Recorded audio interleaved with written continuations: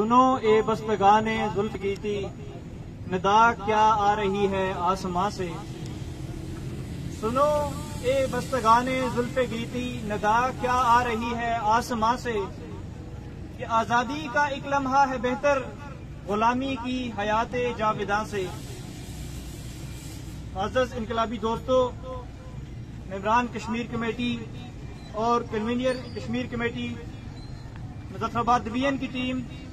اور مرکز سے تشریف لائے ہوئے ہمارے انقلابی دوست، آج یونائٹڈ پاکستان کے پلیٹ فارم سے 75واں یوم آزادی کا جشن ایک علامتی ریلی کی صورت میں، ایک علامتی پروگرام کی صورت میں ہم منا تو رہے ہیں. اس موقع کی مناسبت سے کچھ حقائق اور کچھ بنیادی سوالات ایسے سمجھنا ضروری ہیں کہ جو ہمارے اس علامتی پروگرام کو ایک عملی تحریک کی شکل دے سکیں. اور ساتھ یہ سمجھنا اور یہ جاننا ضروری ہے کہ ہمارا مقصد قطعاً ہر سال 14 اگست کو جاگنا اور روڈوں کے اوپر نعرہ لگا کر شام کو اپنے کاموں میں مصروف ہو جانا، یہ قطعاً ہمارا مقصد نہیں ہے، بلکہ اس سے کچھ اور آگے بڑھ کر ہم نے سب سے پہلے تو یہ جاننا ہے کہ آج یہ جو آزادی کا سوال بار بار ہمارے سامنے اٹھتا ہے، آخر کیا وجہ ہے کہ ہم حقیقی آزادی آج تک نہیں حاصل کر سکے. آج سے کم و بیش 300-350 سال قبل اسی دھرتی کو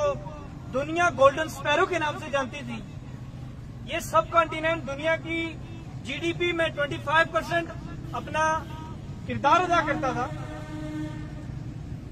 اس خطے کی اپنی اسٹریٹجک اور اپنی ایک سیاسی حیثیت تھی. دنیا کے اندر یہ ایک سپر پاور کی حیثیت سے جانا جاتا تھا. آخر کیا وجہ ہوئی ایسی؟ ہمارے حکمرانوں کی نااہلیت اور بدلتے ہوئے وقت کے تقاضوں کا ساتھ نہ دینے کی وجہ سے، وقت کی پکار کو نہ سمجھنے کی وجہ سے،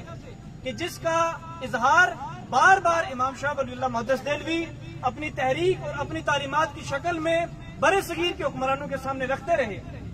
کہ دنیا کے اندر اس وقت اہم تبدیلیاں آ رہی ہیں. دنیا کے اندر سماجی ڈھانچہ تبدیل ہوتا جا رہا ہے، سیاسی نظام تبدیل ہو رہے ہیں، دنیا کے اندر معاشی نظاموں میں تبدیلیاں آ رہی ہیں، دنیا زرعی سماج سے نکل کر صنعتی سماج میں داخل ہو رہی ہے. ان سب چیزوں کے آنے کے ساتھ ساتھ کچھ نئے سماجی تقاضے ایسے ابھر رہے ہیں کہ جن کو حل کرنا ضروری ہے. لیکن ہماری اس وقت کی حکمران اشرافیہ کہ جو محض اپنے ذاتی مفاد کے لیے، محض تخت و تاج کے لیے حکمران رہی، انہوں نے امام شاہ ولی اللہ محدث دہلوی کی ان باتوں کے اوپر کان نہ دھری. نتیجتاً ایک طاقتور حکومت، ایک طاقتور سامراجی حکومت بر صغیر کے اوپر جو عرصہ دراز سے نظریں گاڑی ہوئی تھی، یہاں آ کر تدریجاً گریجولی یہاں آ کر اس نے اپنا قبضہ اختیار کر لیا. اس کی ایک بہت لمبی تاریخ ہے، اس میں ابھی جانا مناسب نہیں ہے. ایک ایک کرتے ہوئے بر صغیر کی تمام مقامی مضبوط حکومتیں دم توڑتی گئیں، اور ایک وقت ایسا بھی آیا کہ جو بر صغیر کا مرکز جو دہلی تھا، اس کے سینے کے اوپر بھی یونین جیک لہرانے لگا. ہمیں کامل آزادی سے ہاتھ دھونا پڑا. برطانیہ عظمیٰ کی ایک لمبے عرصے کی حکومت کے بعد جب دنیا دو بڑی جنگوں کا سامنا دنیا کو کرنا پڑا، جنگ عظیم اول اور جنگ عظیم دوم، ہماری تاریخ میں جو چیزیں ہمیں سکھائی جاتی ہیں کہ جنگ عظیم اول اور جنگ عظیم دوم کے اندر پورے یورپ کو جنگوں کی وجہ سے تباہی کا سامنا کرنا پڑا، اور اس سارے دورانیے کے اندر ایک نیا سامراج، ایک نئی سامراجی قوت اپنے آپ کو تیار کر کے اپنے آپ کو طاقتور بنا کے دنیا کے سامنے لا رہی تھی. جب دوسری جنگ عظیم ختم ہو گئی، یورپ تباہ ہو چکا تھا، اور برطانیہ عظمیٰ دنیا سے اپنی کالونیوں کے اوپر حکومت سمیٹ کر اپنا بوریا بستر واپس لے جانے کی تیاریوں میں تھا. ٹریٹی آف اٹلانٹک کی طے ہونے کے بعد یہ طے پایا کہ برطانیہ کی جتنی بھی کالونیاں ہیں وہ دوسری جنگ عظیم کے خاتمے کے بعد براہ راست امریکہ کی قیادت میں چلی جائیں گی، لیکن اس وقت ان کے اوپر حکومت کرنے کا جو انداز ہے وہ بدلا جائے گا. دوسری جنگ عظیم کا خاتمہ ہوا، برطانیہ عظمیٰ کی حکومت یہاں سے ختم ہو گئی، اور ایک نیا طاقتور سامراج جو اس وقت دنیا میں ایک سب سے طاقتور معیشت کے طور کے اوپر جانا جاتا تھا، جس نے اپنے آپ کو پریزنٹ کروایا تھا، وہ ہمارے اوپر آ کے قابض ہو گیا۔ ہماری شروع دن سے ہی جو آزادی ہمیں نام نہاد ملی تھی، یہ آزادی در حقیقت ایک سامراجی حکومت سے ہمیں ہماری گردنوں کو نکال کر ایک دوسری سامراجی حکومت کے ماتحت کر دیا گیا تھا۔ لیکن اس خطے کے اندر جو حق خود ارادی کے نام سے، جو حق خود اختیاری کے نام سے شمال مغربی ہند کے اندر جو تحریکیں موجود تھی، کہ جن کے اوپر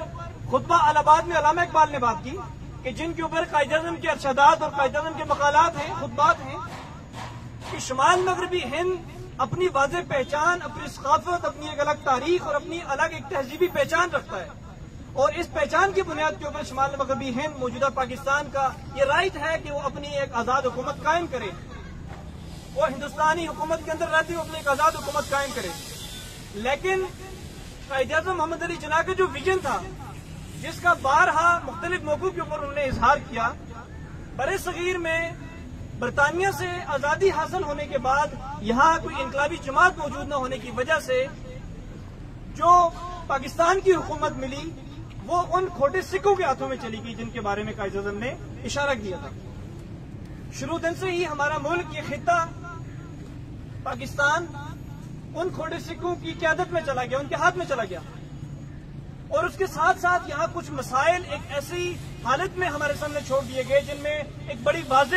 ایک جو بڑا واضح مسئلہ کشمیر کے نام سے ہے،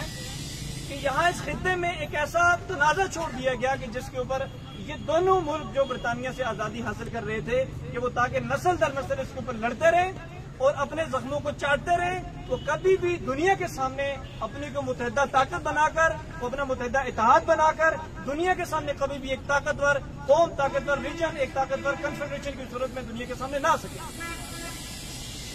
11 اگست 1947 کو جو قائد اعظم نے جو ویژن پیش کیا تھا، جس دوستوں نے بات کی کہ قائد اعظم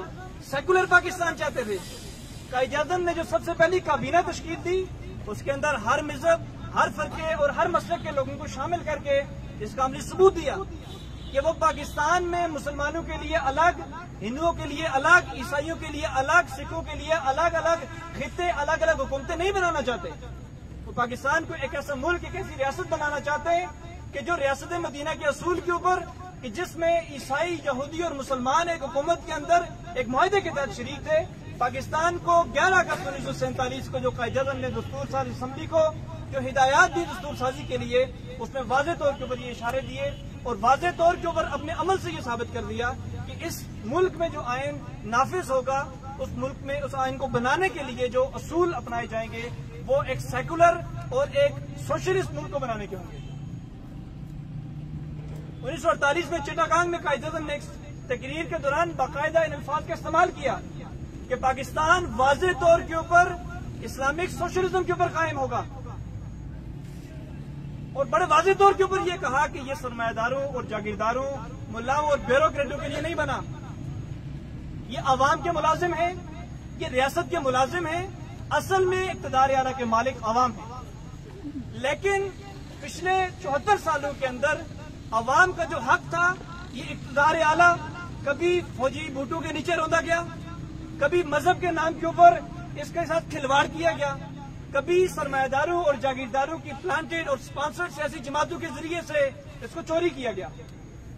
جب کہیں عوام کو ایسا موقع ملا کہ وہ اپنی کوئی آزاد ایک عوامی حکومت قائم کر سکتے، تو اس کو جعلی اور جھوٹے کیسوں کے ذریعے سے ایسے افراد کو، ایسے طبقات کو پھانسی کے پھندوں تک پہنچانے کا کام ہماری مقتدرہ نے کیا۔ یہ ہماری تاریخ ہے، اور یہ ہماری تاریخ کے وہ سیاہ دھبے ہیں جو ہمارے سامنے تو موجود ہیں، لیکن ان کے پیچھے کی جو اصل تاریخ ہے وہ ہمارے سامنے، اس کے بہت سارے ابواب ابھی بھی بند ہیں۔ میں 2 باتوں کا صرف ذکر کروں گا کہ دوسری جنگ عظیم کے خاتمے کے وقت مولانا ابوالکلام آزاد نے اپنی کتاب کے اندر لکھا ہے کہ جب امام انقلاب مولانا عبید اللہ سندھی نے افغانستان میں بیٹھ کر پہلی جنگ عظیم میں جو منصوبے جرمنوں کو اور ترکوں کو دیے تھے، افغانیوں کو دیے تھے، جس کی بنیاد کے اوپر افغانستان نے برطانیہ سے آزادی حاصل کی تھی، اور برطانیہ نے اپنے سرکاری ڈاکومنٹس کے اندر یہ بڑا واضح طور کے اوپر لکھا کہ یہ آزادی افغانستان کی آزادی نہیں ہے، یہ مولانا عبید اللہ سندھی کی آزادی ہے، یہ مولانا عبید اللہ سندھی کی فتح ہے۔ یہ تاریخ کا وہ باب ہے جو ہمارے سامنے آج تک نہیں لایا گیا۔ مولانا ابوالکلام آزاد نے یہ بھی لکھا ہے کہ ایک جرمن سفیر نے اپنی کتاب کے اندر لکھا ہے کہ جب برطانیہ کی ان کی پارلیمنٹ کے اندر عبید اللہ سندھی کا نام لیا جاتا تھا تو برطانیہ کا وزیر اعظم ہڑبڑا کر اپنی کرسی سے کھڑا ہو جاتا تھا۔ کیا بات تھی ایسی؟ صدیوں سے انگریزی سامراج کے خلاف یہاں آزادی کی تحریک چلانے والی، آزادی کی جنگ لڑنے والی جماعت ولی اللہ جماعت کی جو تاریخ ہے وہ ہمارے سامنے نہیں لائی گئی۔ یہ وہ گناؤنی سازش ہے کہ جس کے ذریعے سے ہمارے نوجوان کو ذہنی طور کے اوپر اپاہج بنانے کا اہتمام کیا گیا۔ جس قوم کو اپنی تاریخ سے کاٹ دیا جائے وہ قوم اندھیروں میں تیر چلانا اور اندھیروں میں ٹامک تو یہ مارنے کے علاوہ کچھ نہیں کر سکتی۔ جس قوم کی اپنی کوئی تاریخ نہ ہو یا اس کو اپنی تاریخ سے محروم کر دیا جائے وہ کبھی بھی مستقبل کے لیے کوئی بہتر لائحہ عمل نہیں طے کر سکتی۔ اس لیے آج کے اس دن کی مناسبت سے ہم نے ان جذباتی نعروں یا جو ایک روایتی ہمارے ہاں کلچر ہے اس سے ذرا ہٹ کر جو چیز سمجھنی ہے وہ یہ ہے کہ اس ملک کے اندر سرمایہ دار قوتیں، اس ملک کے اندر سامراجی بالادستی کے نتیجے میں بیوروکریسی، سرمایہ دار اور ہماری موجودہ حکمران کلاس یہ نہیں چاہتے کہ اس ملک کے نوجوان کے اندر سیاسی شعور پیدا ہو، وہ نوجوان کوئی الگ ایک آزاد سیاسی جماعت بنا کر اس ملک کی تقدیر کو بہتر بنانے کی بات کرے۔ یہاں کی مقتدرہ اسٹیبلشمنٹ، ہمارے حکمران، ہماری بیوروکریسی، ہمارے اس ملک کے جاگیردار اور سرمایہ دار نہیں چاہتے کہ اس ملک میں کوئی منظم انقلابی جماعت پیدا ہو سکے۔ وہ یہ چاہتے ہیں کہ نوجوان جمع ہوں، وہ نعرے لگائیں اور وہ اپنا کتھارسس کر لیا کریں۔ ہر 14 اگست کو آپ کو پورا موقع دیا جاتا ہے، انتظامیہ آپ کو اجازت دیتی ہے اس کام کے لیے۔ سسٹم کی اس چال کو سمجھنا ایک انقلابی کے لیے سب سے پہلے ضروری ہے کہ وہ چاہتے ہیں کہ ہم اپنے جذبات کا اظہار کر کے اس کے اگلے دن بھول جایا کریں، اور ہم نے سسٹم کی اسی چال کو سمجھتے ہوئے کہ وہ ہمیں انقلابی جماعت کے بنانے کے عمل سے روکنا چاہتا ہے، ہم نے ان چیزوں کو ایک علامتی حیثیت دیتے ہوئے اصل جو ہماری توجہ ہے وہ اس چیز کے اوپر رکھنی ہے کہ ہمارے ملک کے مسائل کا، اس سماج کے مسائل کا اگر کوئی حل ہے تو وہ امام انقلاب مولانا عبید اللہ سندھی کی تعلیمات اور اس کی پشت پر امام شاہ ولی اللہ کے فلسفہ اور قائد اعظم محمد علی جناح کے ویژن اور علامہ محمد اقبال کا جو سرمایہ داریت کے خلاف ان کی جتنی بھی تعلیمات ہیں ان کی بنیاد کے اوپر اس ملک میں سرمایہ داری نظام کے خلاف ایک منظم انقلابی جماعت پیدا کر کے ایک نوجوانوں کے اوپر مشتمل، باشعور، مخلص اور باصلاحیت نوجوانوں کی ایک انقلابی جماعت کے اوپر مشتمل ایک ایسا پلیٹ فارم تشکیل دیا جائے کہ جو سب سے پہلے نوجوان کو اس بات کا شعور دے کہ یہ سسٹم ہم سے کیا چاہتا ہے اور اس سسٹم کو توڑنے کے کیا تقاضے ہیں۔ یونائٹڈ پاکستان انقلاب لانے کے لیے اور یونائٹڈ پاکستان نوجوان کو اس ملک کی تقدیر کو بدلنے کے لیے کیا ویژن اور کیا پروگرام دے رہی ہے کہ جب تک ہم سرمایہ داریت اور سسٹم کی بنائے ہوئے گورکھ دندوں سے نکل کر، اس کے چنگل سے نکل کر ایک آزاد حیثیت سے اپنی سوچ اور اپنے شعور کو کی بنیاد کے اوپر انقلابی جماعت تشکیل نہیں دے رہے تھے، اس وقت تک اس ملک کو، اس سماج کو ان مسائل سے نکالنا، دنیا کو ان مسائل سے نکالنا، عالمی سامراجی بالادستی کو ختم کرنا، یہ محض باتیں ہی ہیں۔ آج ہمارے ملک کو بڑے واضح طور کے اوپر آج دیکھ سکتے ہیں آپ کہ اس پورے خطے کے اندر پاکستان کو اتنا بدنام کر دیا گیا ہے کہ افغانستان کی صورتحال کا سارا ذمہ، آپ پچھلے 3، 4، 5 دن کی رپورٹ اٹھا کر دیکھیں، سارا ذمہ پاکستان کے گلے میں ڈالا جا رہا ہے۔ جو امریکی سامراج نے یہاں جتنے بھی کھیل کھیلے وہ سارا ذمہ پاکستان کے گلے ڈالا جا رہا ہے۔ جو پاکستان کی چین کے ساتھ 70 سالہ دوستی ہے اس کا پچھلے 1 سال کے اندر بوریا بستر گول کر دیا گیا۔ چائنا اس بات کے اوپر سخت ناراض ہے کہ پاکستان کے اندر سیاسی عدم استحکام، اقتدار کی کھینچا تانی اور امریکی سامراج کی بڑھتی ہوئی بالادستی کے نتیجے میں اس خطے کے جو مفادات ہیں ان کو خطرہ ہے، چین کے مفادات کو خطرہ ہے اور پاکستان اس میں اعلی کار کے کردار ادا کر رہا ہے۔ ہم دنیا میں اپنی یہ پہچان بنانا چاہتے ہیں کہ ہمارا ملک اس نام سے جانا جائے کہ ہم نے خطے کے خلاف ہونے والی سازشوں میں، ہم نے اسلام کے خلاف ہونے والی سازشوں میں، ہم نے دنیا کے خلاف ہونے والی سازشوں میں اعلی کار کا کردار ادا کیا یا ہم ان کے خلاف کھڑے ہوئے۔ ہم کتنا وقت کھڑے رہے، ہم کتنا عرصہ جیے، یہ بات معنی نہیں رکھتی۔ یہ بات معنی رکھتی ہے کہ کیا ہم حق کے ساتھ کھڑے تھے یا ہم ظلم کے حمایت میں کھڑے تھے۔ ہم خاموش بھی تھے، ہم ظلم کی حمایت میں کھڑے تھے۔ ہم نے یہ ثابت کرنا ہے کہ ہمارا ملک، ہمارا یہ خطہ، یہ سامراج کی سازشوں کی کے پیش نظر ریجن کے خلاف بھی استعمال نہیں ہو سکتا، نہیں ہوگا، مذہب کے خلاف بھی استعمال نہیں ہوگا، دنیا میں مذاہب کی بنیاد کے اوپر چھیڑی جانے والی جنگ کا بھی حصہ نہیں بنے گا۔ اس کا ایک ہی حل ہے کہ اس خطے سے بنیاد پرستی، انتہا پسندی اور اس کی اندر جتنے بھی مسائل ہیں، ان سب کی وجہ جو ایک ہی روٹ کاز ہے وہ سرمایہ داری نظام ہے، اس کے اوپر امریکی سامراج کی بالادستی ہے۔ اس کے خلاف قائد اعظم کے ویژن کے اوپر ایک سیکولر، سوشلسٹ، نیشنلسٹ اور ڈیموکریٹک انقلاب کو قائم کیا جائے۔ یہ سارا کام یونائٹڈ پاکستان کر سکتی ہے۔ اس کے لیے ہمیں کرنا کیا ہے؟ سب سے پہلے اس بات کا شعور حاصل کرنا کہ اس سسٹم، اس ملک کو، اس سماج کو، یہاں کے محنت کش طبقات کو ایکسپلائٹ کرتا کیسے ہے اور ہم نے اس کا تریاق کیسے کرنا ہے۔ اس شعور کے اوپر ان نوجوانوں کو جمع کیا جائے جو ملک کی قیادت کرنے کی صلاحیت رکھتے ہیں، جو ملک اور قوم کو لیڈ کرنے کی صلاحیت رکھتے ہیں اور ملک اور قوم کے ساتھ مخلص اور کمیٹڈ ہیں۔ ان نوجوانوں کو جمع کر کے ان کو ایک تربیت کے عمل سے گزار کر ان کی اس منظم قوت کے ذریعے سے ایک عوامی تحریک برپا کرے۔ یہ آج کے دور کا تقاضا ہے۔ ان چیزوں کو سمجھنا ہمارے لیے سب سے زیادہ ضروری ہے۔ یہ ہماری ریلی، یہ ہمارا پروگرام، اس کی ایک علامتی حیثیت ہے۔ اصل میں اس کے ذریعے سے جو چیز ہم نے اڈاپٹ کرنی ہے، ہم نے سیکھنی ہے، وہ ایک منظم سیاسی انقلابی جماعت کا پیدا کرنا ہے۔ اس کے علاوہ ہمارے تمام نعرے، ہماری تمام کیتھارسز، ہماری تمام کوششیں وہ ابس ہوں گی، وہ نتیجہ نہیں پیدا کر سکیں گی۔ اس لیے آخری بات میں کروں گا اس پلیٹ فارم کے توسط سے، اس پروگرام کے توسط سے آپ سب لوگوں سے اپنی صلاحیتیں، اپنا وقت، اپنی انرجی یونائٹڈ پاکستان کے پلیٹ فارم سے اس سیاسی شعور کو حاصل کرنے کے لیے لگائیں، نہ کہ روایتی جماعتوں کے پیچھے چل کر محض نعرے لگانے اور غلامی کرنے کے اوپر اختیار کریں۔ اپنی صلاحیتوں کو غلامی کے لیے استعمال نہ کریں، اپنی صلاحیتوں کو آزادی کے حق میں استعمال کریں، اپنی صلاحیتوں کو محض ذاتی مفادات کے لیے استعمال نہ کریں، اپنی صلاحیتوں کو اس قوم اور بالخصوص اور بالعموم دنیا انسانیت کے اوپر سے اس سامراجیت اور سرمایہ داریت کی لعنت کو ختم کرنے کے لیے استعمال کریں۔ تاریخ میں وہی لوگ زندہ رہیں گے، تاریخ انہی کو جانیں گی کہ جو انسانیت کی بہتری کے لیے کچھ نہ کچھ کر کے گزرے ہوں گے یا جو انسانیت کے اوپر ظلم کرتے ہوئے پائے گئے ہوں گے۔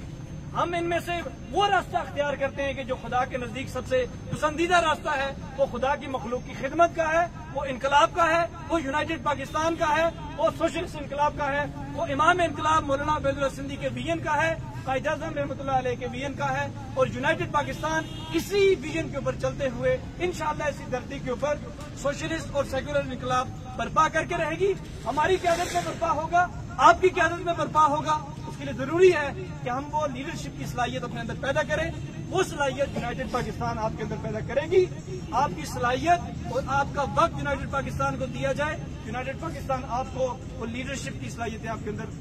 پیدا کرنے کے لیے کردار ادا کرے۔ یہی پیغام ہم نے اس پلیٹ فارم کے آج کے پروگرام کے توسط سے ہم نے سمجھنا ہے۔ تمام چیزوں کو ایک طرف رکھ کر